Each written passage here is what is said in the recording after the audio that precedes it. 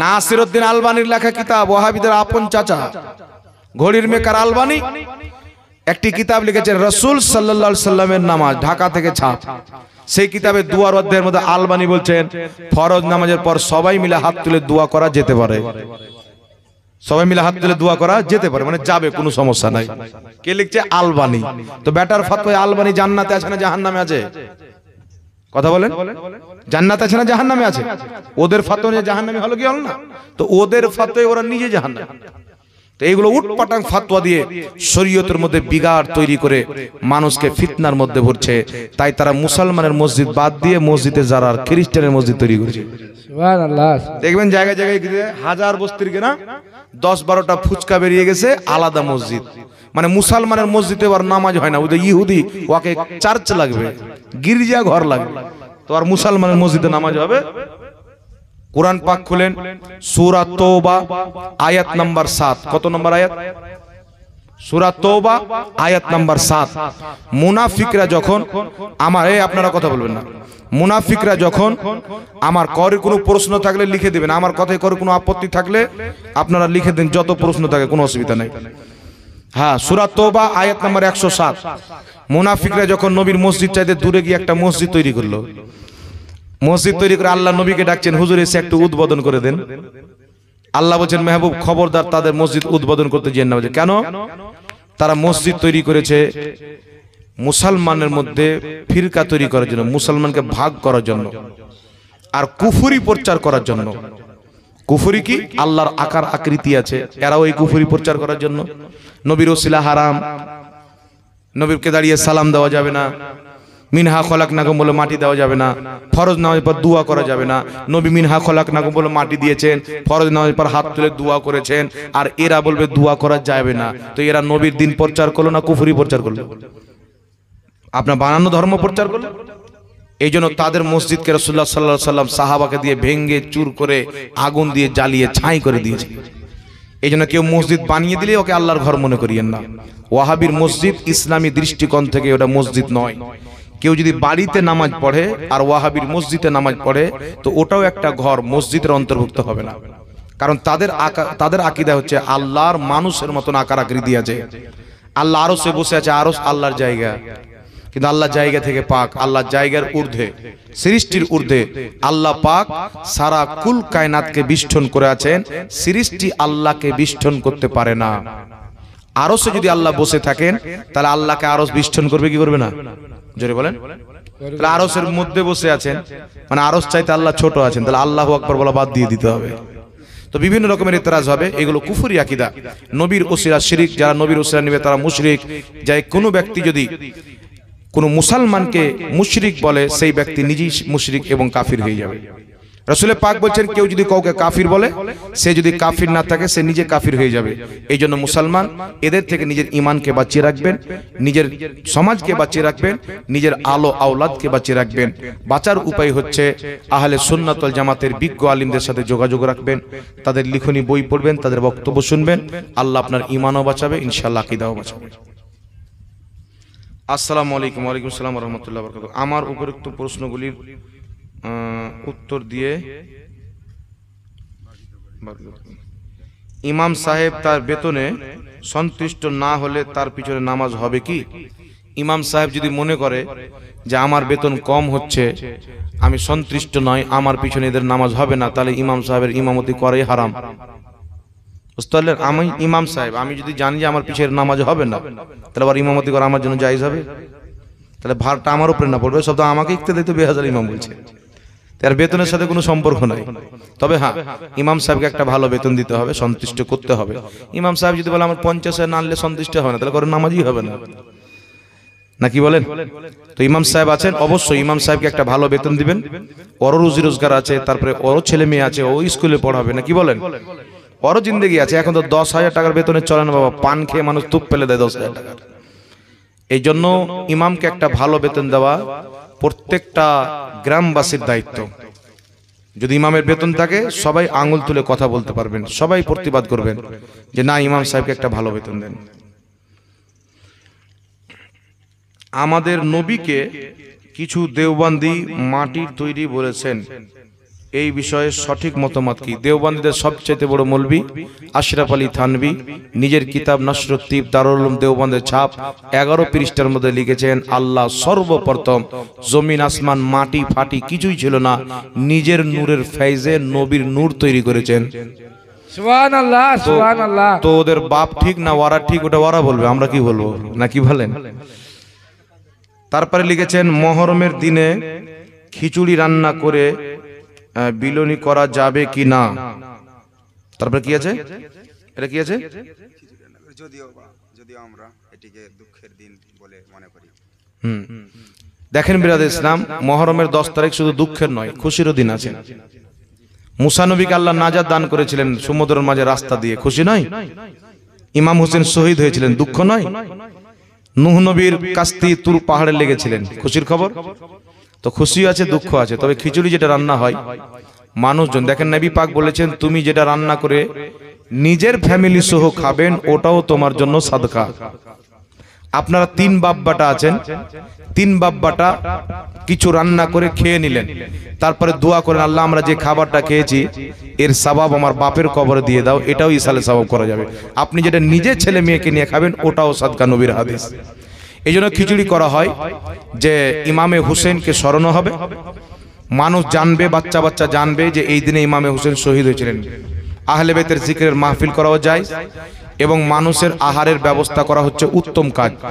বুখারী শরীফ প্রথম খণ্ড হাদিস নাম্বার 12, রাসূল পাক বলেন, ইসলামের উত্তম আমল হলো তুতিমুত তাআম ওয়া তাকরাউস সালাম, তোমরা মানুষকে সালাম করো এবং খাওয়া দাওয়া করাও। সুবহানাল্লাহ বলেন। তো খাওয়া দাওয়া করানো একটা উত্তম কাজ, এই জন্য মহরমে 12ই রবিউল আউয়ালে উত্তম কাজের মাধ্যমে এইগুলো দিন পালন করা ইসলামে জায়েজ আছে। কথা বুঝতে পারছেন? আর কোন ওয়াহাবি যে বলে যে খিচুড়ি খাওয়া যাবে না, হালুয়া রুটি খাওয়া যাবে না, তো ওয়াহাবিদের কিতাব হাদিয়াতুল মাহাদি, নুজুলুল আবরার, এইগুলো কিতাবের মধ্যে লেখা আছে যেগুলো পশু পাখির মাংস খাওয়া হালাল, তার পেশাব পাখানাও হালাল। এমনকি যে আহলে হাদিসদের নিকটে মানুষের যে রক্তে বাচ্চা জন্ম নেয় সেটাও পবিত্র, তাদের নিকটে কোনো ব্যক্তি সেটাকে যদি খেয়ে নেয় তো জায়েজ আছে, বলে নাউজুবিল্লাহ। তো ওরা খিচুড়ি কেন খাবে? ওরা পায়খানা খাবে, ওদের নিকটে তো ওটা জায়েজ আছে। তো খিচুড়ি রান্না করে মানুষকে খাওয়া দাওয়া করানো এটা উত্তম কাজ, সওয়াব পাওয়া যাবে। এর সওয়াব ইমামে হুসেন নামে ইসাল করে দিবেন। এটা কি আছে? গৃহস্থালীর কাজ এবং কোনো আহার খাওয়া যাবে কিনা, গৃহের কাজ আর কি। কোনো ব্যক্তি স্বামী স্ত্রীর মহব্বতের পর, সহবাসের পর কোনো গৃহস্থলীর কাজ করতে পারবে কিনা, খাওয়া দাওয়া করতে পারবে না? জি, খাওয়া দাওয়া করা যাবে, গৃহস্থলীর কাজও করা যাবে। তবে বেস্ট আপনি যত তাড়াতাড়ি গোসল করবেন তত তাড়াতাড়ি পবিত্র হয়ে যাবে। আসসালামু আলাইকুম রহমতুল্লাহ বারাকাতু। আমাদের মসজিদের ইমামের সাথে এটা কি ঘটেছে যে একজন ব্যক্তি ইমামের কি আছে এটা পরনের মানে আচ্ছা, তারপরে এটা ইমামের পরনের গঞ্জিটা ছিঁড়া দেখে ইমামকে প্রশ্ন করেছিল যে ইমাম সাহেব আপনার গঞ্জি ছিঁড়াটা শুনে গেঞ্জি ছিঁড়া কমা তা শুনে আবেগের বসে ইমাম উত্তরে বলেছিলেন, আমার গেঞ্জি বা জামা ছেঁড়া থাকলে আমার পিছনে জামাতের কারো নামাজ হবে না, তাহলে কি সেই ইমামকে মসজিদে ইমাম রাখা যাবে কি যাবে? একজন মুক্তাদি বলেছেন যে ইমাম সাহেবকে গাঞ্জি ছিঁড়া দেখে বলেছেন, ইমাম সাহেব আপনার গাঞ্জি ছিঁড়া কেন? তো ইমাম সাহেব বলেছেন, আমার গাঞ্জি যদি ছিঁড়া থাকে তাহলে আমার পিছনে কেউ নামাজ হবে না। তাহলে ইমাম সাহেবকে ওই দিনই বের করে দেবেন মসজিদ থেকে, ওর পিছনে নামাজ হবে না। তখন ইমাম রেখে লাভ আছে? লাভ আছে? ওর পিছনে কেউ নামাজ পড়বেন না, ওকে মসজিদ থেকে বাদ করে দিবেন। আর কিছু মুসলমানের খানা খাওয়া যাবে কি যাবে না, এটা নিয়ে তো বহুত তোড়পাড় চলেছে, এখন পর্যন্ত আপনারা সমাধান পাননি না, কি বলেন? দেখেন, মুসলমানি উপলক্ষে আমি এক জায়গায় বক্তব্য দিয়েছিলাম যে খাতনা উপলক্ষে মানুষকে দাওয়াত দিয়ে খাওয়া দাওয়া করানো জায়েজ, বরং মুস্তাহাব, নেকির কাজ। তো কে লোকটা গো,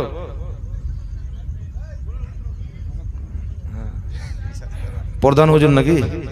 ঠিক আছে, শুনেন শুনেন। তো বর্ধমানের দিকে পোল্ট্রি মুরগি সাইজের বক্তা বেরিয়েছে, দেখেছেন? আর কলকাতার দিকে একটা ভেড়া বেরিয়েছে। দুটোর মধ্যে কোনো বিদ্যা নেই, পাক স্টেজে না পাক লোকের লাম আমি নিচ্ছি না। এই দুই গাধাকে কোনোদিন পারলে 5 মিনিট আমার সামনে বসেন, সারা জিন্দেগি গাধাগিরি করে যদি বন্ধ না করতে পারি তখন বলি দুটাই হচ্ছে শয়তান, এদের মধ্যে কোনো বিদ্যা নেই, খালি কলসি বাজে বেশি। আমরা যেইগুলো কিতাবের রেফারেন্স দিয়ে বক্তব্য দিই ওর বাপ পর্যন্ত নিজের চোখে দেখেনি। এদের ধর্মে যে যত উল্টা পুল্টা বলতে পারে, মানে সুন্নিরা যা করছে তা হারাম বলো, তুই সবচেয়ে বড় আলিম। এদের ধর্ম হলো এটা, কোরআনে হোক হাদিসে হোক, সুন্নি করছে মানে হারাম বলো, তুই সবচেয়ে বড় আলিম। ওই ওদের বক্তা হয়ে গেল। তো এই বর্ধমানের গোপাল ভাঁড় বলেছেন যে ঝাড়খণ্ডে একটা মুফতি জাহাঙ্গীর বেরিয়েছে, যোগী কালারের পাগড়ি পরে। এই পাগড়িটা পরেছিলাম, দেখছেন না? এটা হলো মেহেদি কালার। কি কালার? নবী পাক নিজের জুব্বাকে, নিজের পাগড়িকে মেহেদি কালারে রঙাতেন। প্রথমে আল্লাহর নবী গেরুয়া কালারকে হারাম বলেছিলেন, মুশরিকদের লেবাস। পরবর্তী নবী নিজের জুব্বা, নিজের পাগড়ি নিজেই ডুবিয়ে মেহেদি কালার করে পড়তেন, খুব ভালোবাসতেন। তো পূর্বেটা মানসুখ হয়ে গেল, পরেটা নাসিক, আমল পরেরটার সাথে হবে। পূর্বে 4 টেবিলে খাওয়া হারাম ছিল, খ্রিস্টানদের চরিত্র ছিল, এখন জায়েজ আছে। উমুমে বালুয়ার মধ্যে সবাই ওর প্রতি আমল করতে লেগেছেন, এখন জায়েজ হলো কিনা? তো নবী পাক নিজেই মেহেদি কালারে পাগড়িকে রঙাতেন, নিজের জুব্বাকে রঙাতেন। এই কালারকে নবী খুব ভালোবাসতেন, মেহেদি কালারকে। তাই আমি বেরেলি শরীফে উরুসে আলা হাজাতে গিয়ে এই মেহেদি কালারের পাগড়িটা কিনেছি। তো ভুল করেছি না খারাপ করেছি বলেন? নবী যেটা চয়েস করেছেন ভালো। এ হচ্ছে যোগী কালারের পাগড়ি। তো খैर আল্লাহ নবী পাগড়ি পড়েছেন, এই কালার আমি পড়ছি, তুই যার কালার পড়বি পড়। আমার নিকটে এটা আল্লাহর কালার, যোগীর বাপ কালার সৃষ্টি করেনি। তুই যদি যোগীকে স্রষ্টা মানিস তো সেটা তোর ব্যাপার, নাকি বলেন? তো বলছে ঝাড়খণ্ডে একটা মুফতি জাহাঙ্গীর বেরিয়েছে, অমুক কাটা খাবারকে জায়েজ বলেছেন। আমি বলেছি চামড়াটুকু দিয়ে দিবি, টেস্ট বেড়ে যাবে। আচ্ছা বলেন তো বাবা, ওই চামড়া, বাচ্চার যে চামড়া কাটা হয় ওটাও মাংসতে দিয়ে দিবি, টেস্ট বেড়ে যাবে। তো ওটা দিলে টেস্ট বেড়ে যাবে, ও কি করে জানলো? তো ওর কথাই বোঝা যাচ্ছে ওর যে ভাদর মাসের মতন পেটটা বেড়ে গেছেন, হাতি সুরের মতন, ওই চামড়া খেয়েই বেড়েছে, আর ডাব চুরি করা খেয়ে, বুঝতে পারছেন? তবে শুনেন, আমি আমার ফতোয়া দিব না, আমি আপনাদেরকে মুহাদ্দিসের ফতোয়া শোনাবো। কারণ ইসলাম আমার বাপের নয়, আমার কর্তব্য হচ্ছে যেগুলো কিতাবে আছে বলে দেওয়া, মানবেন না মানবে সেটা আপনার ব্যাপার। বর্ধমানের পোল্ট্রি মুরগি হচ্ছে দেওবান্দি। দেওবান্দিদের সবচাইতে বড় ফতোয়ার কিতাব হলো ফাতাওয়া দারুল উলুম দেওবান্দ। 18 খণ্ডে যদি কেউ ভুল প্রমাণ করতে পারে যে ওই কিতাবের মধ্যে নাই, যেটা চোরের শাস্তি, সেটা আমার শাস্তি। ফাতাওয়া দারুল উলুম দেওবান্দ 18 খণ্ডের মধ্যে লেখা আছে, খাতনা উপলক্ষে মানুষকে দাওয়াত দিয়ে খাওয়া দাওয়া করানো জায়েজ, আর কেউ যদি নেওতা নিয়ে আসে, তোহফা নিয়ে আসে, ওটা নেওয়াও জায়েজ। তাহলে চামড়া কাটা খাবার কে খেলো? দেওবন্দি মৌলবীরা খেলো, ওর ফতোয়া অনুযায়ী। আর কলকাতার যে গাধা আছে, এ বেটা হলো আহলে হাদিস, ওয়াহাবি। ওয়াহাবিদের সবচেয়ে আপনা বাপ ইবনে তাইমিয়া। ইবনে তাইমিয়া নিজের কিতাব মাজমুউল ফাতাওয়ার মধ্যে লিখেছে, খাতনা উপলক্ষে মানুষকে দাওয়াত দিয়ে খাওয়া দাওয়া করানো জায়েজ আছে, বলেন সুবহানাল্লাহ। আর ও বেটা বলছে হারাম। তো হারামকে ইবনে তাইমিয়া জায়েজ বলেছে। তাহলে কোন ব্যক্তি যদি হারামকে জায়েজ বলে, মুসলমান না কাফির? শরীয়তের ই হচ্ছে হারামকে কেউ যদি হালাল বলে সেই ব্যক্তি কাফির হয়ে যাবে, হালালকে কেউ যদি হারাম বলে সেই ব্যক্তি কাফির হয়ে যাবে। তো ইবনে তাইমিয়া খাতনা উপলক্ষে খাওয়া দাওয়া করাকে জায়েজ বলেছেন, আর ও বেটা বলছে হারাম। তো ওর ফতোয়া অনুযায়ী ইবনে তাইমিয়া মুসলমান না কাফির? ওর ফতোয়া অনুযায়ী কাফির প্রমাণ হলো কি হলো না? তারপরে চলে আসেন ইমাম ইবনে কুদামা, সকলের গ্রহণযোগ্য মুহাদ্দিস, নিজের কিতাব আল মুগনি 5ম খণ্ডের মধ্যে লিখেছেন, খাতনা উপলক্ষে মানুষকে দাওয়াত দিয়ে খাওয়া দাওয়া করানো হচ্ছে মুস্তাহাব, নেকির কাজ। ইমাম নববী রাহমাতুল্লাহ আলাইহি জগৎ বিখ্যাত মুহাদ্দিস, মুসলিম শরীফের ব্যাখ্যা গ্রন্থ শারহে মুসলিম, এই কিতাবের মধ্যে লিখেছেন, খাতনা উপলক্ষে মানুষকে দাওয়াত দিয়ে খাওয়া দাওয়া করানো জায়েজ আছে, জোরে বলেন সুবহানাল্লাহ। আরেকটি কিতাব আল ফিকহ আলা মাযাহিবিল আরবা, মিশর জামে আজহার থেকে প্রকাশিত। এই কিতাবের মধ্যে হানাফি, শাফি, মালিকি, হাম্বলি 4 মাযহাবের ফতোয়া হচ্ছে খাতনা উপলক্ষে মানুষকে দাওয়াত দিয়ে খাওয়া দাওয়া করানো জায়েজ আছে, জোরে বলেন সুবহানাল্লাহ। আর ইমাম বুখারী আল আদাবুল মুফরাদের মধ্যে হাসান সনদে হাদিস নিয়েছেন। আলবানী হাদিসটিকে জয়ীফ বলেছেন, কারণ আলবানী হলো ওয়াহাবি, সহিহ হাদিস ওর নিকটে জয়ীফ, জয়ীফ হাদিস ওর নিকটে সহিহ। মানে এই হাদিস চোর ছিল, হাদিসের দুশ্মন ছিল। তো আল আদাবুল মুফরাদের মধ্যে ইমাম বুখারী হাসান বিশুদ্ধ সনদে হাদিসটি বর্ণনা করেছেন। হযরতে সালিম বলছেন যে হযরতে আব্দুল্লাহ আমাদের খাতনা করার অনুমতি দিলেন, সাথে একটা ছাগল জবাই করার অনুমতি দিলেন। ছেলে পিলে মানুষজন সব আনন্দিত ছিল, আজকে খাতনা হবে, খাতনা উপলক্ষে আমরা মাংস ভাত খাবো, সুবহানাল্লাহ বলেন। এই জন্য এটা সাহাবা থেকে প্রমাণিত, খাতনা উপলক্ষে দাওয়াত দিয়ে খাওয়া দাওয়া করানো এটা জায়েজ এবং মুস্তাহাব। পূর্বের হাজারো ইমামগণ ফয়সালা করে দিয়েছেন। আজকের যেই মৌলবীগুলো বলছেন না জায়েজ, মাত্র 5 মিনিটে ডাইরেক্ট হোক বা ফোনের মাধ্যমে হোক, কেউ যদি পারেন তো বসিয়ে দিয়েন, আমার খুব ইচ্ছা আছে। দেখিয়ে দেবো যে কোন জায়গাতে লিখা আছে, ওর চোখে আঙুল ভরে দেখিয়ে দেবো। কিন্তু খাতনা উপলক্ষে দাওয়াত দেওয়া হারাম বা নাজায়েজ বা যাবে না, এইরকম পৃথিবীর কোনো কিতাবে কোনো ফাতোয়া দেখাতে পারবে না। কথা বুঝতে পারছেন? একজন সাহাবীর তারা হাদিস পেশ করে, তিনাকে খাতনার দাওয়াতের জাফত দিতে গেলেন, তো তিনি দাওয়াত গ্রহণ করলেন না। আমার দিকে দেখেন বাবা, একজন সাহাবী অপর সাহাবীকে দাওয়াত দিচ্ছেন খাতনা উপলক্ষে, যে খাতনার দাওয়াত থাকলো, তো উনি দাওয়াতটা গ্রহণ করলেন না। এখান থেকে কি বুঝা গেল? একজন সাহাবী খাতনা উপলক্ষে দাওয়াত দিতে গেছেন, মানে ইনার নিকটে খাতনা উপলক্ষে খাওয়া দাওয়া দাওয়াত কি ছিল? জায়েজ ছিল, তাই তো দাওয়াত দিতে গেছেন, কিন্তু উনি দাওয়াতটা গ্রহণ করলেন না। তো কোনো ব্যক্তির দাওয়াত কবুল না করার অনেক কারণ হতে পারে, এই জন্য নাজায়েজ হবে না। কথা বুঝতে পেরেছেন? দ্বিতীয় কথা হচ্ছে, এই হাদিসটা হচ্ছে মুস্তারিব জয়ীফ, এই হাদিসটা সহিহ নয়। এই জন্য চারো মাযহাব, ইমাম নববী, ওয়াহাবিদের কিতাব, দেওবন্দীদের কিতাব, সবারই কিতাবে লেখা আছে খাতনা উপলক্ষে আল্লাহর শুকরিয়া আদায় করার জন্য মানুষকে দাওয়াত দিয়ে খাওয়া দাওয়া করানো জায়েজ এবং মুস্তাহাব। যারা করবে তারা সওয়াব পাবে। জোরে বলেন সুবহানাল্লাহ। যাই হোক, কুরআনকে আল্লাহ নবীর সিনাতে অবতীর্ণ করলেন, আর নবীর সিনাকে আল্লাহ পাহাড় চাইতে বেশি শক্ত বানালেন। এই পবিত্র কুরআন হচ্ছে আল্লাহ পাকের কালাম। 1450 বছর পূর্বে মক্কা এবং মদিনার মাটিতে যেমন ভাবে আমাদের নবীর প্রতি অবতীর্ণ হয়েছিল, এখন পর্যন্ত কুরআন তেমনই আছেন এবং কিয়ামত পর্যন্ত তেমনই থাকবেন। সারা পৃথিবীর রাস্তা চেঞ্জ হবে, বাড়ি চেঞ্জ হবে, রাস্তা চেঞ্জ হবে, মানুষের চরিত্র চেঞ্জ হবে, কিন্তু কিয়ামত পর্যন্ত আল্লাহ পাকের কুরআন চেঞ্জ হবে না। এই জন্য আল্লাহ পাক বলেছেন, আমি এই কুরআনকে অবতীর্ণ করেছি এবং এই কুরআন পাকের হিফাজতের জিম্মা আমি আল্লাহ নিজেই নিয়েছি। জোরে বলেন সুবহানাল্লাহ। তো প্রশ্ন হচ্ছে, আল্লাহ তাবারাক ওয়া তাআলা তিনার নিকটে একমাত্র মনোনীত ধর্ম ইসলাম কেন? ইসলাম মনোনীত ধর্ম হওয়ার একটি কারণ রয়েছে। দুনিয়াতে যত ধর্ম আছে, ইহুদি হোক, খ্রিস্টান হোক, জৈন হোক, শিখ হোক, ঈসাই হোক, পারসি হোক, যত রকম ধর্ম আছে, এই সমস্ত ধর্ম হচ্ছে মানুষের বানানো ধর্ম। আর ইসলাম এমন একটি ধর্ম যে ইসলাম হচ্ছে স্বয়ং আল্লাহ এবং তার রাসূলের বানানো ধর্ম। তো আল্লাহ তাবারাক ওয়া তাআলা বান্দাকে সৃষ্টি করেছেন এবং বান্দাকে আল্লাহ পাক ধর্ম দিয়েছেন যে তুমি কোন ধর্ম মেনে চলবে। তো আল্লাহ তাবারাক ওয়া তাআলা কুল কায়নাতকে সৃষ্টি করনে वाला যেই ধর্ম দিয়েছেন, ওই ধর্ম হচ্ছে সর্বশ্রেষ্ঠ ধর্ম, ওই ধর্মের নাম হচ্ছে ইসলাম। সুবহানাল্লাহ। এই জন্য পৃথিবীর মুসলমান ইসলাম ধর্ম আল্লাহ পাকের নিকটে প্রিয়। এর সবচাইতে মূল কারণ হচ্ছে ইসলাম স্বয়ং আল্লাহ দিয়েছেন, আল্লাহর নবী দিয়েছেন। এবং দেখেন পৃথিবীর মাটিতে সারা পৃথিবীর মুসলমানদের আকীদা আল্লাহ এক। একজন আল্লাহ আছেন যিনি জমিন, আসমান, পাহাড়, পর্বত, কুল কায়নাতকে সৃষ্টি করেছেন। সূর্য চলছেন আল্লাহর হুকুমে, চাঁদ চলছে আল্লাহর হুকুমে, জমিন কায়েম আছেন আল্লাহর হুকুমে, আসমান দাঁড়িয়ে আছেন আল্লাহর হুকুমে।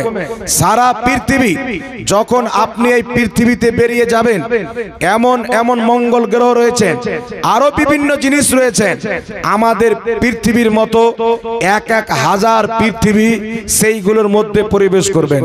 আমাদের দুনিয়া খুব ছোট, আল্লাহ তাবারাক ওয়া তাআলার কায়নাত অনেক বড়।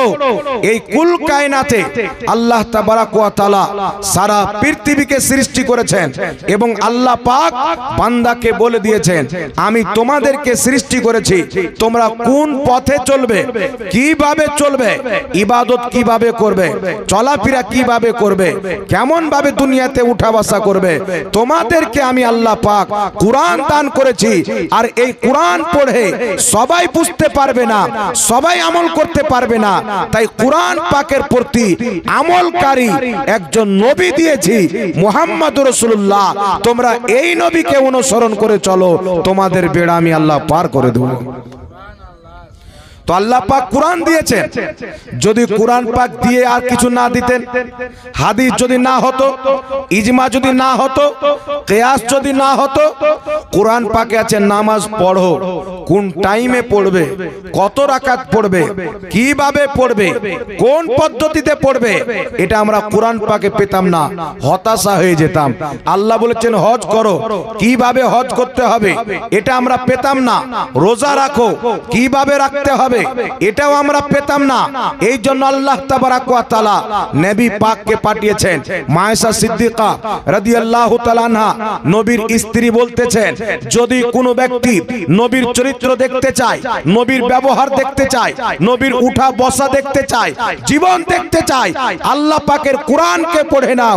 আল্লাহর কুরআন প্রত্যেকটা নবীর আমল হচ্ছে আল্লাহ পাকের কুরআন মোতাবেক। জোরে বলুন সুবহানাল্লাহ। সুবহানাল্লাহ। কুরআন পাকের বাইরে আমার নবীর কোনো আমল ছিলেন না, কুরআন পাকের বাইরে আমার নবীর কোনো চরিত্র ছিল না। তাই মায়েশা বলছেন, যদি তোমরা চলাফেরা কুরআন দেখতে চাও, মুহাম্মদ রাসূলুল্লাহকে দেখে নাও। জোরে বলুন সুবহানাল্লাহ। এই জন্য আল্লাহ পাক কুরআনুল কারীমের মধ্যে এমন কোন একটি আয়াতে বলেননি যে তোমরা শুধু আল্লাহর আদেশ মানো, আল্লাহর আনুগত্য করো, এরকম কোনো আয়াত নাই। বরং কুরআন পাকে আল্লাহ যেখানে নিজের আনুগত্য করতে বলেছেন, সেখানে রাসূলের আনুগত্য করতে বলেছেন। এমন কি যে আল্লাহ পাক বলেন, মা ইউতির রাসূলা ফাকাত আতা আল্লাহ, যদি কোনো ব্যক্তি আমার নবীর আনুগত্য করে নেয়, সেই ব্যক্তি আমি আল্লাহর আনুগত্য করে নিল। নবী পাকের আনুগত্য করা, আল্লাহ পাকের আনুগত্য করা, নবী পাকের হুকুম মানা, আল্লাহ পাকেরই হুকুম মানা। এই জন্য পৃথিবীর মুসলমান কিভাবে চলাফেরা করবে, নবীর মতো চলাফেরা করবে। এবং আল্লাহর নবী যেইগুলো জিনিস মানতে বলেছেন, সেই জিনিসগুলি মুসলমানকে মানতে হবে। তবে একটি কথা মনে রাখবেন বিরাদর ইসলাম হচ্ছে আল্লাহর মনোনীত ধর্ম। মহান রব্বুল আলামিন বলেন, তোমরা আল্লাহর রশ্মিকে মজবুত করে ধরে নাও, ফিরকাতে বন্টন হয়েও না, দলে দলে ভাগ হয়ে যেও না, ফিরকাতে বন্টন হয়ে যেও না, আল্লাহর রশ্মিকে মজবুত করে ধরে নাও। কিন্তু পৃথিবীর মুসলমান যখন এই পৃথিবীর মাটিতে, আরবের মাটিতে যখন খেলাফতে উসমানিয়া কায়েম ছিল, মুসলিম সুপার পাওয়ার, ভারতের মাটিতে যখন আপনার মুসলিম হুকুমত ছিল, এই ভারতের মাটিতে কমবেশ 700 বছর মুসলমানরা রাজত্ব করেছে। আপনার আরবের মাটিতে মুসলিম সুপার পাওয়ার ছিল, যার নাম হচ্ছে খেলাফতে উসমানিয়া, যাকে ইংলিশে অটোমান এম্পায়ার বলা হয়। এইগুলো শক্তিকে দেখে, মুসলমানের পাওয়ারকে দেখে সারা পৃথিবীতে এমন কোন লোক ছিল না মুসলমানের প্রতি চোখ তুলে দেখে নেবে। সারা পৃথিবীতে এমন কোন লোক ছিল না মুসলমানের বিপক্ষে কোনো শব্দ ব্যবহার করবে, কারণ ওই সমাতে মুসলিম সুপার পাওয়ার ছিল, মুসলমানদের হাতে ক্ষমতা ছিল, মুসলমানদের ঈমান মজবুত ছিল। আমেরিকা দেখলো, ইহুদিরা দেখলো, বার্তানিয়া দেখলো, যদি মুসলমান এইভাবে একত্রিত হয়ে থেকে যায়, যদি মুসলমান এক হয়ে থেকে যায়, তাহলে এই পৃথিবীর মাটিতে সবাই ইসলাম ধর্ম গ্রহণ করে নেবে। ইসলামের সামনে কিছুই টিকবে না, ইসলামকে মিটানো যাবে না, মুসলমানকে কমজোর করা যাবে না। এই জন্য আমেরিকা, বার্তানিয়া মিলে সর্বপ্রথম আরবের মাটিতে মুহাম্মদ বিন আব্দুল ওয়াহাব নজদিকে খরিদ করলো। মোহাম্মদ বিন আব্দুল ওয়াহাব নজদিকে কিনলো। একটি কিতাব পাওয়া যায় আরবিতে, তারিখে নাজদ হেজাজ উর্দুতে পাওয়া যায়, তার বাংলাও বেরিয়েছে, হেজাজের ইতিহাসের প্রতি কিতাব। আরবের নাম আগে হেজাজ ছিল। মোহাম্মদ বিন আব্দুল ওয়াহাব নজদিকে আমেরিকা, বার্তানিয়া কিনে খরিদ করে। এই মোহাম্মদ বিন আব্দুল ওয়াহাব নজদির বাবা আহলে সুন্নাত ওয়াল জামাতের ব্যক্তি। এই মোহাম্মদ বিন আব্দুল ওয়াহাব নজদির আপন ভাই আহলে সুন্নাত ওয়াল জামাতের ব্যক্তি। মোহাম্মদ বিন আব্দুল ওয়াহাব নজদিকে আমেরিকা ইসরায়েল খরিদ করে তাকে বলল, তুমি আরবের মানুষকে বলো এই খেলাফতে উসমানিয়ার যিনারা দায়িত্বমান ছিলেন, নেতা ছিলেন, মাথা ছিলেন, তিনারা সবাই ছিল তুর্কি থেকে এই খেলাফত চালু হয়েছিল। তো সেই মোহাম্মদ বিন আব্দুল ওয়াহাব নজদিকে আমেরিকা এবং বার্তানিয়া লক্ষ লক্ষ ডলার টাকা দিয়ে বলেছিল, যা তোমার প্রয়োজন আছে তুমি নিয়ে নাও, নেওয়ার পরে তুমি খেলাফতে উসমানিয়াকে ভাঙো। ভাঙার পদ্ধতি কি হবে? আরবের মাটিতে মুসলমানদের মগজে একটা বীজ গুলে দাও, তাদের মগজ ধুলাই করো। আমরা হচ্ছে আরবি, নবী হচ্ছে আরবি ভাষায়, কোরআন হচ্ছে আরবি ভাষায়, কবরে আরবি চলবে, আপনার কিয়ামতে আরবি চলবে, জান্নাতে আরবি চলবে। আল্লাহ নিজে কালাম করে আরবিতে, আর আমাদের প্রতি তুর্কি রাজ করবে, এটা হতে পারে না। এদেরকে আরব থেকে তাড়াতে হবে। আমেরিকার ট্যাঙ্ক দিল, বার্তানিয়ার ট্যাঙ্ক দিল, গোলা বারুদ দিল। মোহাম্মদ বিন আব্দুল ওয়াহাব নজদি লক্ষ লক্ষ মুসলমানকে আরবের মাটিতে হত্যা করলো শিরকের ফতোয়া দিয়ে, বিদাতের ফতোয়া দিয়ে। হাজার হাজার মুসলমানকে তারা কতল করলো। এমন কি যে মদিনার মসজিদের যিনি ইমাম ছিলেন, সুন্নি সহিউল আকীদা ছিলেন, তিনি সেজদারত অবস্থায় ছিলেন, তিনার পিঠে চাকু ভরে দেওয়া হয়েছিল, মক্কাকে রক্তে রক্তিত করা হয়েছিল। এই মোহাম্মদ বিন আব্দুল ওয়াহাব নজদি শিরকের ফতোয়া দিয়ে লাখ লাখ মুসলমানকে হত্যা করেছিল। আর এর পরিচয় আমার আপনার নবী 1450 বছর পূর্বে করেছেন। মিশকাত শরীফ কিতাবুল ফিতানের মধ্যে হাদিস, আল্লাহর নবী একজন দোয়া করছেন, আল্লাহ তুমি শাম দেশে বরকত নাজিল করো, ইয়ামান দেশে বরকত নাজিল করো। কিছু নজদের সাহাবী আছেন, বলছেন হুজুর আমাদের নজদের জন্য দোয়া করে দেন। শাম দেশের জন্য করলেন, ইয়ামান দেশের জন্য করলেন, আমাদের নজদের জন্য দোয়া করেন। আল্লাহর নবী আবার দোয়া করছেন, আল্লাহ তুমি বরকত নাজিল করো শাম দেশে, ইয়ামান দেশে। আবার নজদের নাম নিলেন না। নজদের সাহাবী বলছেন, হুজুর আমাদের নজদের জন্য দোয়া করেন। বারবার যখন তিনারা বললেন, রাসূলুল্লাহর চেহারা লাল হয়ে গেল। আল্লাহর নবী বলছেন, আমি ওই নজদের জন্য দোয়া করব না? দোয়া করব না। এখান থেকে শয়তানের সিং বের হবে, এখান থেকে ফিতনা বের হবে, এখান থেকে আপনার মারদুদ বের হবে। আর ওই নজদ থেকে যে শয়তান বেরিয়েছিল তার নাম হচ্ছে মোহাম্মদ বিন আব্দুল ওয়াহাব নজদি। সারা পৃথিবীতে সর্বপ্রথম নবীর ব্যাপারে নোংরা ধারণা মানুষকে দিল, আল্লাহর নবীও ভুল করেছেন। এমন আকীদা দিল যে আদম আলাইহিস সালাম পর্যন্ত শিরক করেছেন। আহলে হাদিসদের একটি কিতাব আছে, কিতাবটির নাম হচ্ছে ওয়াহাবি মতবাদের কিতাব। কোরআনের মতো তারা প্রাধান্য দেয় কিতাবকে। কিতাবটির নাম হচ্ছে কিতাবুত তাওহীদ। এদের মাদ্রাসায় কোরআন পড়াতে ভুলে যাবে, কিন্তু কিতাবুত তাওহীদ পড়াতে ভুলে না। এই কিতাবের মধ্যে লিখছে আদম আলাইহিস সালাম সে ভি শিরক ফিল ইতাআত হুই। আদম নবীও শিরক করেছেন। জোরে নাউজুবিল্লাহ হবে না? আল্লাহ বলছেন পৃথিবীর সব চাইতে বড় গুনাহ হচ্ছে শিরক। আর ইসলামের আকীদা হচ্ছে আল আম্বিয়া মাসুমুন, প্রত্যেক নবী হচ্ছে মাসুম। আর ওয়াহাবিদের জন্মদাতা পিতা বলছেন আদম নবী শিরক করেছেন, মানে আদম নবী সবচাইতে বড় পাপ করেছেন। আর যেই ব্যক্তি শিরক করবে সেই ব্যক্তি চিরস্থায়ী জাহান্নামী। তো এদের ফতোয়া অনুযায়ী আদম আলাইহিস সালাম হচ্ছে চিরস্থায়ী জাহান্নামী। তাহলে এই লোকটা কি মুসলমান ছিল? জোরে বলেন, মুসলমান ছিল? আমেরিকার পাচাটা গোলাম, ইহুদি খ্রিস্টানদের দালাল মোহাম্মদ বিন আব্দুল ওয়াহাব নজদি, এই লোকটা নবীর উপরে শিরকের ফতোয়া দিয়েছেন, আল্লাহর নবীর ভুল ধরেছেন, মুসলমানকে শিরকের ফতোয়া দিয়ে হত্যা করেছেন।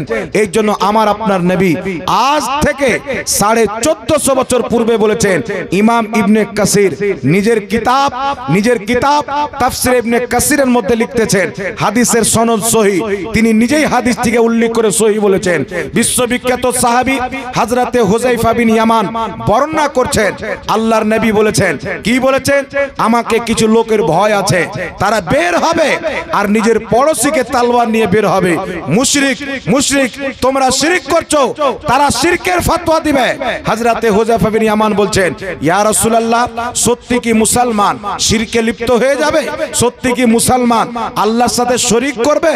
আমার নবী বলেছিলেন, যাদের প্রতি শিরকের ফতোয়া দিবে তারা মুসলমান থাকবে, আর যারা শিরকের ফতোয়া দিবে তারা নিজেই মুশরিক থাকবে। যারা শিরকের ফতোয়া দিবে তারা নিজেই মুশরিক থাকবে, যাদের উপরে শিরকের ফতোয়া দিবে তারা মুসলমান থাকবে। এখন আমাদের প্রতি শিরকের ফতোয়া দেয় কি দেয় না? সারা নীল আকাশের নিচে আল্লাহর জমিনের মাটিতে এমন কোন আহলে হাদিস মায়ের দুধ পান করেনি যে সুন্নি জামাতের একটা কোন আকীদাকে আমলকে শিরক প্রমাণ করতে পারবে। আমার বেঁচে থাকা পর্যন্ত চ্যালেঞ্জ থাকলো মুসলমান, বিমল দাসের বেটা হোক বা পৃথিবীর যেখানকার হোক, আল্লাহর কসম খেয়ে বলি, আহলে হাদিসদের আকীদাকে আমি শিরক প্রমাণ করতে পারবো, কিন্তু আমাদের আকীদাকে শিরক প্রমাণ করার মতো কোন মায়ের লাল জন্ম নেয়নি। কারণ আমাদের ওটাই আকীদা যেটা সাহাবা ও সালাফদের আকীদা মুসলমান, যেটা সাহাবা ও সালাফদের আকীদা। এখন আপনার সামনে নবী পাকের হাদিস কেমন ভাবে বাস্তবায়ন হয় দেখেন। রাসূল করিম সাল্লাল্লাহু আলাইহি ওয়াসাল্লাম বললেন কি? মুসলমানের উপরে শিরকের ফতোয়া দিবে। বুখারী মুসলিমের মুত্তাফিকুন আলাইহি হাদিস। রাসূল পাক সাল্লাল্লাহু আলাইহি সাল্লাম বলছেন, তোমরা আমার পরে কোনোদিন শিরক করবে না, তবে আমাকে এই কথার ভয় আছে যে তোমরা আমার পরে দুনিয়াদার হয়ে যাবে, দুনিয়ার লালচে পড়ে যাবে, কিন্তু তোমরা কোনোদিন শিরক করবে না। আমাদের প্রতি যেইগুলো বিষয় নিয়ে শিরকের ফতোয়া দেয়, বিদআতের ফতোয়া দেয়, এখানে অসংখ্য আপনারা মিডিয়ার লোক দেখতে পাচ্ছেন। আমি চ্যালেঞ্জের সাথে বলতেছি, যেইগুলো বিষয় নিয়ে আমাদের প্রতি শিরক বিদআতের ফতোয়া দেয়, সেম ওয়াহাবিদের কিতাব থেকে তাদের ফতোয়া তাদের প্রতি যদি না চড়াইতে পারি, বাংলার মাটিতে ওয়াজ করব না মুসলমান।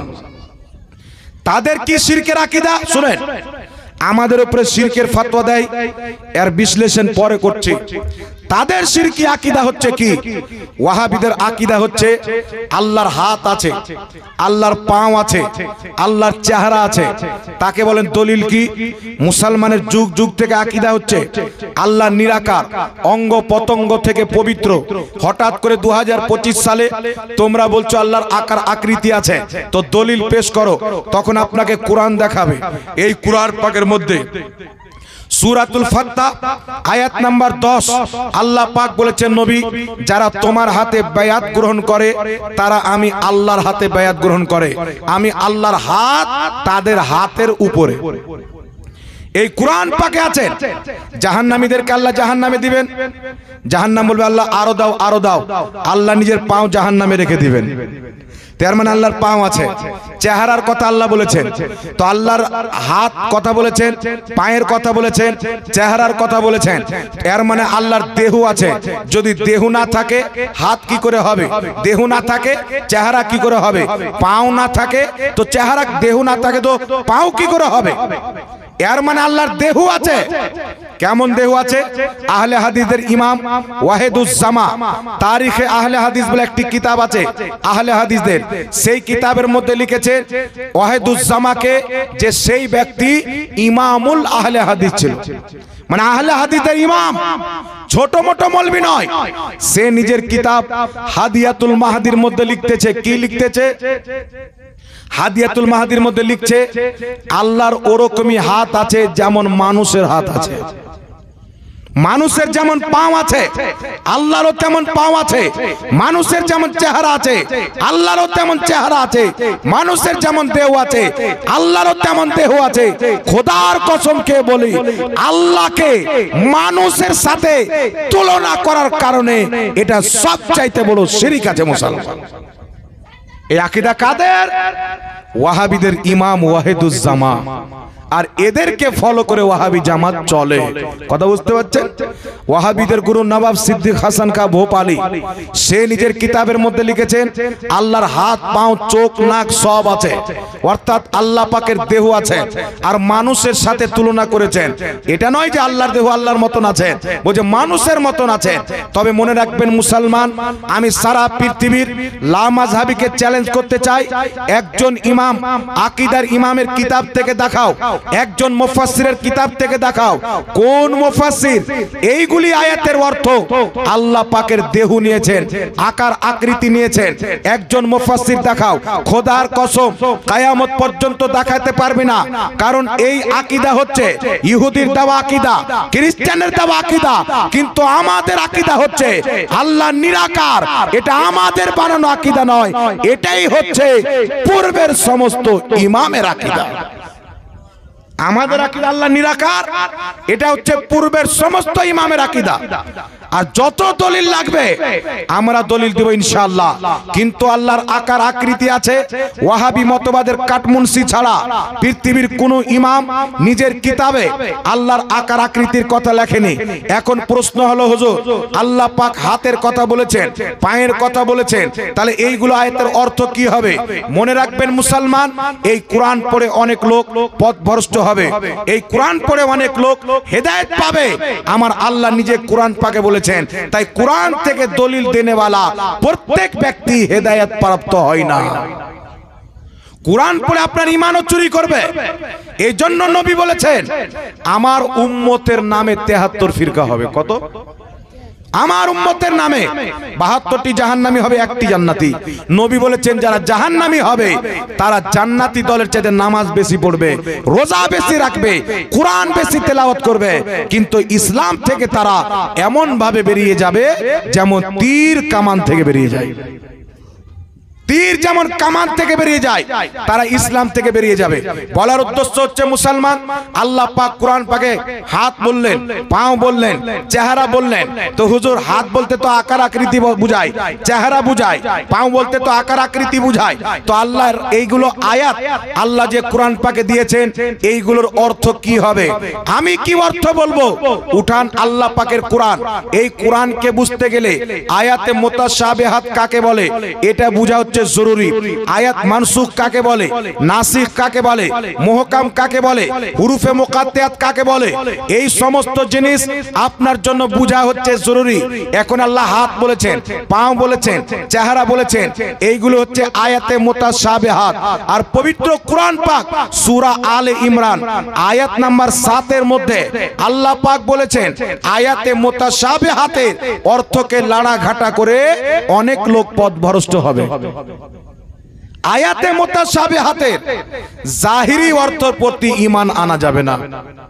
যেমন আল্লাহ পাক বলেছেন আর রহমানু আলাল আরশে ইস্তাওয়া, আল্লাহ আরশে ইস্তাওয়া করলেন যেমন তার শানের যোগ্য। আর ইস্তাওয়া শব্দের অর্থ কি? সমাসীন, বসা, কিন্তু আল্লাহ বসা থেকে পাক, সমাসীন হওয়া থেকে পাক। আরশ হচ্ছে একটি জায়গা, আল্লাহ জায়গা থেকে পাক, কারণ জায়গা যখন ছিল না আল্লাহ তখন ছিল, আরশ যখন ছিল না আল্লাহ তখন ছিল। তো কোন ব্যক্তি যদি এই আয়াতে মুতাশাবিহাতের অর্থ করে আল্লাহ আরশে বসেছেন, আরশ হচ্ছে আল্লাহর জায়গা, তাহলে আকীদার ইমামগণ লিখেছেন আকীদাতুত তাহাবির মধ্যে, শারহ আকাইদে নাসাফির মধ্যে লেখা আছে লা ইয়াতামাক্কানু ফি মাকান। কোন ব্যক্তি যদি আল্লাহর আকার আকৃতি মানে, কোন ব্যক্তি যদি আল্লাহর জন্য জায়গা নির্দিষ্ট করে, সেই ব্যক্তি কাফির হয়ে যাবে, কারণ আল্লাহর জন্য কোনো জায়গা নাই, আল্লাহ জায়গা থেকে পাক। একজন ব্যক্তি কম্পিউটার সৃষ্টি করে, তৈরি করে, সৃষ্টি নয় তৈরি করে, কিন্তু কম্পিউটারের ভিতরে কি সেই ব্যক্তি থাকে? একটু জোরে বলেন না। এখন আল্লাহ পাক কুল কায়নাতকে বিষ্টন করে আছেন। আপনি যদি আকীদা রাখেন আল্লাহ আরশে বসে আছেন, তাহলে আমার প্রশ্ন হলো আরশে বসার পূর্বে আল্লাহ কোথায় ছিল? এর মানে আরশে বসার পূর্বে আল্লাহ অন্য কোথাও ছিল, ওখান থেকে এসে আরশে বসেছেন। তো 4 চাকাতে এসেছেন না হেলিকপ্টারে এসেছেন? প্রশ্ন হবে কি হবে না? আল্লাহ এক জায়গা থেকে আরেক জায়গায় গিয়েছে, তো আল্লাহ কি জায়গা পরিবর্তন করে? আল্লাহর জন্য জায়গা আছে? আল্লাহর দিকে ডান দিক বাম দিক নাই, আরশের ডান দিক আছে বাম দিক আছে, নিচ আছে উপর আছে, কিন্তু আল্লাহর ডান দিক বাম দিক উপর নিচ 6 দিক আল্লাহকে বিষ্টন করতে পারে না, কুল কায়নাতকে আল্লাহ বিষ্টন করে আছে। এই জন্য আমার চ্যালেঞ্জ সারা পৃথিবীর লামাযহাবিকে, তোমাদের আকীদা হচ্ছে আল্লাহ আরশে সমাসীন, আরশ হচ্ছে আল্লাহর জায়গা। তোমাদের আকীদা হচ্ছে মানুষের মতন আল্লাহর দেহ আছে। তোমাদের আকীদা হচ্ছে আল্লাহ পাক জায়গা পরিবর্তন করে। তোমাদের আকীদা হচ্ছে আল্লাহর ডান দিক বাম দিক আছে। কসম খোদার, এটা ইসলামিক আকীদা, প্রমাণ করতে পারবে না। এটা হচ্ছে ইহুদি খ্রিস্টানদের দেওয়া আকীদা। ইহুদিদের ধর্মের কিতাব পড়েন, খ্রিস্টানদের বাইবেল পড়েন। খ্রিস্টানরা যখন দেখলো ঈসাকে আল্লাহর বেটা বানাতে হবে, তারা বাইবেলের মধ্যে কাটছাট করে ভরে দিল আল্লাহর আকার আকৃতি আছে। কারণ কেউ যদি বেটা জন্ম দেয় আকার আকৃতি লাগবে কি লাগবে না? এই জন্য আল্লাহর আকার আকৃতি মানলো। আর আমেরিকা থেকে টাকা দিয়ে কোরআন পাকের আয়াতের অপব্যাখ্যা, যেই ব্যাখ্যা 1450 বছরে কোনো ইমাম করেনি, তো যেই ব্যক্তি আল্লাহর আকার আকৃতি মানে, আমি আপনাকে বলছি শুনেন, আল্লাহ হাত পা চেহারা বলেছেন, এর ব্যাখ্যা কি হবে? ইমাম কুরতুবী তাফসিরে কুরতুবীর মধ্যে লিখেছেন, ইমাম মাতুরিদি তাফসিরে মাতুরিদির মধ্যে লিখেছেন, ইমাম সিয়ুতি তাফসিরে জালালাইনের মধ্যে ব্যাখ্যা করেছেন, হাজারো ইমামগণ লিখেছেন কি আল মুরাদ সূরাতিস সিফাত, আল্লাহ পাক হাত পা চেহারা দ্বারা নিজের সিফাতকে বুঝিয়েছেন, গুণকে বুঝিয়েছেন, আকার আকৃতিকে নয়। জোরে বলেন সুবহানাল্লাহ। একটা কথা আমি আমার বাপের ঘর থেকে বলছি না, রেফারেন্স দিচ্ছি, রেকর্ডিং হচ্ছে। যদি কোন লামাযহাবী বলে যেই কিতাবে রেফারেন্স দিয়েছে সেই কিতাবে এই ইবারত নাই, জুতোর গলা মালাই দিয়ে বাড়ি যাব মুসলমান। হিম্মত থাকলে কেউ প্রমাণ করুক। ইমামদের আকীদা কি ছিল, মুহাদ্দিসদের আকীদা কি ছিল, ওই আকীদা আপনার সামনে তুলে ধরছি। আল্লাহর কসম খেয়ে বলি, পূর্বের মুহাদ্দিসদের আকীদাকে যদি আজ মানুষের সামনে রাখা হয়, খোদার কসম খেয়ে বলি মুহাদ্দিসদের আকীদা ওটাই ছিল যেটা বর্তমানে সুন্নিদের আকীদা। জোরে বলুন সুবহানাল্লাহ। এই জন্য বিরাদর ইসলাম, ইমাম মাতুরিদি আকীদার ইমাম। তারপরে চলে আসেন বিশ্ববিখ্যাত ইমাম ইমাম বাইহাকি রাহমাতুল্লাহ আলাইহি। পাঙ্খা আমার দিকে দিয়েন না, হ্যাঁ ভাই, আপনার দিকে করলেন, আমার দিকে দিয়েন না। ইমাম বাইহাকি রাহমাতুল্লাহ আলাইহি নিজের কিতাব আল আসমা ওয়াস সিফাত, এই কিতাবের মধ্যে লিখেছে আকীদাতুত তাহাবি, শারহ আকিদা নাসাফি, অসংখ্য আকীদার কিতাবের মধ্যে লেখা আছে যে আল্লাহ পাকের আকার আকৃতি থাকা এটা হচ্ছে অসম্ভব।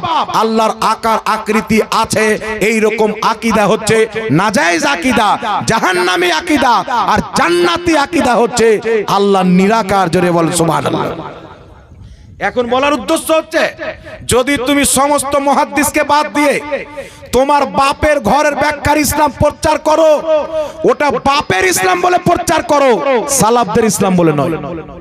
আর যদি সালাফি নাম দাও, দেখাও কোন সালাফি বলেছেন আল্লাহর আকার আকৃতি আছে, দেখাও কোন সালাফ বলেছেন আল্লাহ আরশে বসে আছে। কিয়ামত পর্যন্ত চলেন, সূর্য পশ্চিম দিক থেকে বের হবে, কোন আহলে হাদিস মায়ের দুধ পান করায়নি যে সালাফদের কোন কিতাব থেকে দেখাবে আল্লাহর আকার আকৃতি দেহ মানুষের মতো আছে। কোনদিন দেখাতে পারবে না। বিরাদর ইসলাম, আমেরিকা যেমন টাকা দেয়, ইহুদি যেমন টাকা দেয়, তেমন তারা আকীদার মধ্যে পরিবর্তন নিয়ে আসে। এটা আমি বলছি না, ইহুদিদের ভিডিও আমার কাছে আছে, আমেরিকার ভিডিও আমার কাছে আছে। তারা যে ওয়াহাবি মতবাদকে তৈরি করেছে এটা তাদের কিতাবের মধ্যে লেখা আছে। উঠান কিতাব সিরাতে সানাইয়া, লেখকের নাম সানাউল্লাহ অমৃতসরি, আহলে হাদিসদের মৌলভী, তাদের ইমাম সিরাতে সানাইয়ার মধ্যে লিখছে আহলে হাদিস নাম ভারতের ইংরেজদের অনুমতিতে আমরা লিখতে আরম্ভ করেছি। এটা নবীর দেওয়া নাম নয়। মুহাদ্দিসদেরকে আহলে হাদিস বলা হতো কারণ তারা লাখ লাখ হাদিস নিয়ে গবেষণা করত। এখন মানুষকে বিভ্রান্তি করে কি বলে, নামাজে হাত বাঁধতে হবে বুকের উপরে, আমিন জোরে বলতে হবে, রাফায়দান করাও জরুরি, ফরজ নামাজের পর দোয়া করা চলবে না। আরে বেটা, তুই মুসলমান নয় তো তুই দোয়া করলি না করলি দেখার কি বিষয় আছে? তুমি 8 রাকাত পড়লে না 20 রাকাত, 5 কোটি রাকাত যদি পড়ো, তোমার আকীদা খারাপ, তোমার নামাজের ওই অবস্থা যেই অবস্থা ইবলিসের 6 কোটি বছর সাজদার হয়েছে। তোমার আকীদা তো নবীর ব্যাপারে খারাপ, তোমার আকীদা মোতাবেক নবী পর্যন্ত ভুল আকীদা ছিল। কারণ ডক্টর জাকির নায়েক সাহেব বলছেন কোরআন পাকে 25টি আয়াত আছে ওসিলা হারাম। আমি চ্যালেঞ্জ করছি, এখানে কেউ হতে পারে আহলে হাদিসের লোক, রেডি করো জলঙ্গির বিমল দাসের বেটাকে, ওসিলার ব্যাপারে যদি প্রমাণ করতে পারে যে ওসিলা নেওয়া শিরক, তার জিন্দেগি ভর গোলামি করব। আর যদি 5 মিনিটে ওসিলা নেওয়াকে মুস্তাফার সুন্নাত না প্রমাণ করতে পারে, সাহাবার আমল না প্রমাণ করতে পারে, জিন্দেগিতে বাংলায় ওয়াজ করব না মুসলমান। খুব তো বাংলাদেশে ফাড়ফাড় করেছেন, মায়ের দুধ পান করলে মুর্শিদাবাদে মাটিতে বসাও, তার এবং আমাদের নিরপেক্ষ জায়গাতে বসাও, কিয়ামত চলে আসবে। নবীর ওসিলাকে যারা শিরক প্রমাণ করতে পারে, এরা টুপিওয়ালা ইহুদি হতে পারে, দাড়িওয়ালা খ্রিস্টান হতে পারে, নবীর কালমা পাঠ করনেওয়ালা মুসলমান হতে পারে না। কারণ আল্লাহ পাক কুরআনুল কারীমের মধ্যে নবী তো অনেক বড় জিনিস, তাদের জুতোর ওসিলার বয়ান করেছেন, কাপড়ের ওসিলা বয়ান করেছেন। উঠান কোরআন পাক, তাবুতে সাকিনার বর্ণনা কোরআন পাকের মধ্যে আছে। কওমে বনি ইসরাইলের কাক একটি সিন্দুক ছিল তাবুত, সেই সিন্দুকের ওসিলায় যুদ্ধের ময়দানে যেত, প্রত্যেক যুদ্ধের ময়দানে জয়লাভ করত। যখন বৃষ্টি হতো না, সেই সিন্দুকের ওসিলায় দোয়া করত, আল্লাহ তাকে বৃষ্টি দান করত। ওই সিন্দুকের মধ্যে কি ছিল? কুরআন পাকের তাফসীরের কিতাবের মধ্যে লেখা আছে, ওই সিন্দুকের মধ্যে কোন নবীর জুতা ছিল, কোন নবীর লাঠি ছিল। তো নবীদের জুতার বরকতে প্রত্যেক যুদ্ধের ময়দানে জয়লাভ করতে। উঠান কোরআন পাক সূরা ইউসুফ নবীর কাছে তিনার ভাই গিয়ে বলছেন, ভাই তোমার সঙ্গে কান্না করতে করতে বাবা ইয়াকুব চোখের জ্যোতি হারিয়ে দিয়েছেন। ইউসুফ নবী বলছেন, আমার জামা নিয়ে যাও, আমার বাবার চেহারাতে রেখে ফিরিয়ে নিবে, আমার বাপের চোখে জ্যোতি আমার জামার ওসিলাতে ফিরে আসে। তিনার জামা না হলো, চেহারাতে রেখে ফিরিয়ে নেওয়া হলো, সঙ্গে সঙ্গে তিনার জামার বরকতে আল্লাহ পাক তিনার ইয়াকুব নবীর চোখের জ্যোতিকে ফিরিয়ে দিলেন। ইনি নবী পাকের জুতোর ওসিলায় আল্লাহ যুদ্ধের ময়দানে জয়লাভ করাচ্ছেন, নবী পাকের জামার ওসিলায় আল্লাহ চোখের জ্যোতি ফিরিয়ে দিচ্ছেন, নবীগণের লাঠির ওসিলায় বৃষ্টি বর্ষণ করছেন। খালিদ বিন ওয়ালিদ সাহাবী রাসূল, নিজের জীবনে 100টার চাইতে বেশি যুদ্ধ করেছেন, কোন যুদ্ধের ময়দানে হারেনি। উনাকে জিজ্ঞাসা করেন, প্রত্যেক যুদ্ধের ময়দানে জয় লাভ হওয়ার, বিজয় হওয়ার কারণটা কি? খালিদ বিন ওয়ালিদ বলবেন, আমার মাথার টুপিতে নবী মুস্তাফা সাল্লাল্লাহু আলাইহি ওয়াসাল্লামের চুল মুবারক সেলাই করা আছে, নবীর চুলের ওসিলাতে যেই যুদ্ধের ময়দানে যায় আল্লাহ আমাকে ফাতহ দান করে। তো কুরআন হাদিস সাহাবার আকীদা হচ্ছে নবীর চুলের ওসিলা যায়। উঠান সহিহ মুসলিম, নবীর ইন্তিকালের 30-35 বছর পর একজন মহিলার নিকটে আল্লাহর নবীর একটি জুব্বা মুবারক ছিল। যখন কোন ব্যক্তি অসুস্থ হতো, নবীর ইন্তিকালের 30-35 বছর পর যখন কোন ব্যক্তি অসুস্থ হতো, সেই মহিলা নবীর জুব্বাকে পানিতে ধৌত করতেন, তারপর নবীর জুব্বা ধোয়া পানি যাকে পান করাতেন, যতই বড় অসুখ হোক না কেন, নবীর জুব্বার ওসিলাতে আল্লাহ তাকে শিফা দান করতেন। তো সাহাবার তো আকীদা ছিল নবীর চুলের ওসিলাতে বেড়া পার হয়ে যায়, নবীর জামার ওসিলায় অন্ধ চোখের জ্যোতি ফিরে আসে, নবীর জুতোর ওসিলায় যুদ্ধের ময়দানে বিজয় লাভ হয়, নবীর চুলের ওসিলায় যুদ্ধের ময়দানে জয় লাভ হয়। তো সাহাবার আকীদা হচ্ছে নবী তো নবী, নবীর জুতোর ওসিলা যায়, জুব্বার ওসিলা যায়, চুলের ওসিলা যায়। আজ ওয়াহাবি কার কলমা পাঠ করেছো? বলছো নবীর ওসিলা চলবে না। তুমি কার কলমা পাঠ করেছো? খোদার কসম খেয়ে বলি, বর্তমান শয়তান মৌলবীর ধর্ম তোমরা মেনেছো, মুহাম্মদ রাসূলুল্লাহর ধর্ম আমরা মেনেছি। তো তোমার আকীদা তো কুরআন পাকের বিপক্ষে, তোমার বাপের বানানো আকীদা। আর যদি কোনো ওয়াহাবি থাকে, মাত্র একটা হাদিস দাও, নবীর ওসিলা লাওয়া চলবে না, শিরক। একটা হাদিস দাও, 10 লক্ষ টাকা ইনাম দেব। এটা জুয়া লয়, ইনাম দেওয়া শরীয়তে জায়েজ। আলিমুল মাকে জিজ্ঞাসা করো। হযরতে খালিদ বিন ওয়ালিদ যখন কোনো কাফির নবীকে গালি দিতেন, তিনি ছন্দের মাধ্যমে উত্তর দিতেন, গজল পড়ে। কাফিরদের জবাব দিতেন। নবী পাক খুশি হয়ে তিনাকে চাদর উপহার দিয়েছিলেন। শরীয়তে ইনাম দেওয়া সুন্নাত, ইনাম দেওয়া জায়েজ, নেকির কাজ। একটা কোন আহলে হাদিস যদি হাদিস দেখিয়ে দেয় যে নবীর ওসিলা হারাম বা শিরক, তাহলে সেই ব্যক্তিকে 10 লক্ষ টাকা ইনাম আমি দিব, মিডিয়ার মাধ্যমে বলে যাচ্ছে। কিয়ামত আসা সম্ভব কোনো মায়ের লাল দেখাতে পারবে না। আর নবীর ওসিলা জায়েজ, কটা হাদিস লাগবে? নবী থেকেও দিতে পারবো, নবীর বিশুদ্ধ সাহাবী থেকেও দিতে পারবো। কারণ আমাদের আকীদা জাল নয়, তোমাদের আকীদা জাল। তারাবির নামাজ 8 রাকাত পড়তে পারবে? তুই তো খ্রিস্টানের বাচ্চা, তুই পড়লি কি আর না পড়লি কি? তারাবির নামাজ তো তোমার উপরে ফরজ নাই, 5 ওয়াক্তের নামাজ তো ফরজ নাই। আর যেই ব্যক্তির আকীদা খ্রিস্টানদের দাওয়া আকীদা, যার নাম আহলে হাদিস, ইংরেজদের দাওয়া, যাদের আকীদা, যাদের মসজিদ তৈরি হচ্ছে আমেরিকার ফান্ডিং, সৌদি আরব আছে, সৌদি আরব থেকে টাকা নিয়ে আমেরিকার টাকাতে মসজিদ তৈরি করো, তোমার মসজিদ তো মসজিদই নয়। সুবহানাল্লাহ, সুবহানাল্লাহ। তো তোমার প্রতি তো নামাজ ফরজ নাই। নামাজ ফরজ ওই ব্যক্তির উপরে যে আল্লাহকে মানবে, আল্লাহর নবীকে মানবে, আল্লাহ পাকের ওলিদেরকেও মানবে। যাদের আকীদা হবে রাসূল সাহাবার মতো, তাদের আকীদা, যাদের আকীদা সাহাবী রাসূলের মতন, নামাজ তো তাদের উপরে ফরজ আছে। একজন আহলে হাদিস বলছে আমি 8 রাকাত তারাবি পড়তাম, আমার বাপের কি হলো তুই বলিস তো? বলছে সহি হাদিসে আছে। হ্যাঁ, খ্রিস্টানদের টাকা যে এসছে, তো তাহাজ্জুদ হাদিস ফিট করবে তুমি তারাবির উপরে? যেটা তাহাজ্জুদের হাদিস ওটা ফিট করবে তারাবির উপরে। এদের সবচাইতে 8 রাকাতের বড় পুঁজি কি জানেন?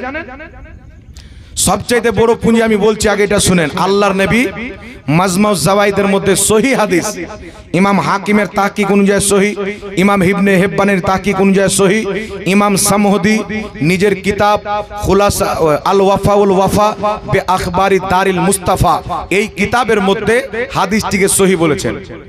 আল্লাহর নবী হযরতে আলীর মা যখন ইন্তিকাল করেন, আপনারা সকলে জানেন আমার নবী মায়ের পেটে ছিলেন। তিনার বাবা আব্দুল্লাহ বিজনেস করতে গিয়ে, ব্যবসা করতে গিয়ে, তিজারত করতে গিয়ে মাকামে আবওয়া নামক জায়গাতে ইন্তিকাল করেছিলেন। যখন আমার নবী জন্ম নিয়ে কয়েক বছরের হন, তিনার মা ইন্তিকাল করেন। আব্দুল মুত্তালিব নবী পাকের দাদা, তিনার লালন পালন করেন। যখন আব্দুল মুত্তালিব ইন্তিকাল করবেন, বেটাদেরকে ডেকে বলছেন, বেটা আমি তো ইন্তিকাল করব, তো আমার পোতা মুহাম্মদ সাল্লাল্লাহু আলাইহি সাল্লামের পরওয়ারিশ কে করবে? তখন তিনি আব্দুল মুত্তালিব আবু তালিব হযরতে আলীর বাপকে তুলে দিলেন। তো হযরতে আলীর বাড়িতে নবী মানুষ হয়েছে। তো হযরতে আলীর মা যখন ইন্তিকাল করলেন, নবী আমার তিনার কবরের পাশে দাফন করার পরে দোয়া করছেন। এখন কিছু খ্রিস্টান মার্কেটে বেরিয়েছে যে দাফন করার পর হাত তুলে দোয়া করা যাবে না। তো তোমার ব্রেনে তো খ্রিস্টানের ইসলাম ঢুকে গেছে, তো তুমি হাত তুলে আল্লাহর কাছে কেন দোয়া করবে? কিন্তু নবী পাক দোয়া করছেন। আর আল্লাহ নবী বলছেন, আবু দাউদ শরীফের মধ্যে সহি হাদিস, আলবানী হাদিসটিকে সহি বলেছেন, ওয়াহাবিদের গুরু। নবী বলছেন, ইদা ফারাগা মিন দাফনিল মাইয়াতি ওয়াকাফাত আলাইহি ক্বালু ইস্তাগফিরু লি আখিকুম। আল্লাহর নবী বলছেন, মৃত্যু ব্যক্তিকে দাফন করার পর তোমরা চলে যেও না, দাঁড়াও। ক্বালু ইস্তাগফিরু লি আখিকুম, কোন হাদিস আছে ওয়া দুআ, সেই মৃত্যু ব্যক্তির জন্য তোমরা ইস্তেগফার করো এবং দোয়া করো। সমস্ত আহলে হাদিসদের সবচাইতে বড় মুফতি ইবনে বাজ, মুফতি আজমের সৌদি আরব, সৌদির সবচাইতে বড় মুফতি, নিজের কিতাব মাজমুউল ফাতাওয়ার মধ্যে লিখছেন, ফরজ নামাজের পর সবাই মিলে হাত তুলে দোয়া করা জায়েজ আছে, এই জানা দাফন করার পর। আহলে হাদিসদের মুহাদ্দিস জুবের আলী জাই নিজের কিতাব ফাতাওয়া ইলমিয়ার মধ্যে লিখছেন, দাফন করার পর সবাই মিলে দোয়া করা জায়েজ আছে। বলেন সুবহানাল্লাহ। আর এ বেটা বলছে বিদাত আছে, তো এদের ফাতোয়া ওদের বাপ নিজেই বিদাতি প্রমাণ হচ্ছে নাকি? বলেন। এই জন্য বিরাদর ইসলাম আপনাকে বলতে চাই, আল্লাহর নবী বলেছেন দাফন করার পর দাঁড়িয়ে যাও, চুপচাপ দাঁড়িয়ে কি করো? কি করো? দোয়া করো। তো যারা দাফন করে পালিয়ে যায়, এরা নবীর শরীয়ত মানলো না, যারা দোয়া করে এরা মানলো। এ পালিয়ে যায় তো আলাদা কথা, এ বেটা আবার বিদাত বলে ফতোয়া দেয়। যেটা নবী করতে বলেছেন সেটাকে বিদাত বলে। খ্রিস্টানের পথে নাই তো মুসলমানের পথে কি করে হলো? এই জন্য বলতে চাই, খবরদার মুসলমান, সোনা জঙ্গল রাত अंधेरी, छाई बदली काली है, सोने वालों जागते रहियो, चोरों की रखवाली है। ईमान আপনার কাছে আছে, মূল্যবান জিনিস। দুনিয়াতে অনেক চোর বেরিয়েছে, তাদের থেকে সাবধান থেকে নিজের ঈমানকে বাঁচাতে হবে। আমাদের আহলে সুন্নাত ওয়াল জামাত পানিতে ভেসে আসা দল নয়।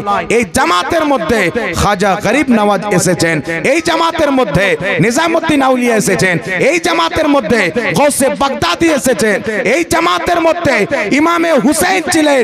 যেই জামাতকে আমার নবী আহলে সুন্নাত ওয়াল জামাত বলে জান্নাতি বলেছেন, ওই জামাতের নাম হচ্ছে সুন্নি জামাত।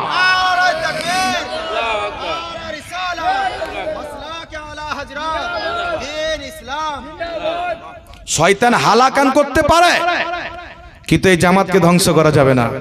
আল্লাহর নবী বলছেন মিশকাতুল মাসাবির মধ্যে হাদিস, একটি জামাত হক পথে থাকবে, এই জামাত থেকে যারা কেটে কেটে বের হবে তারাই হবে জাহান্নামী। আমি বল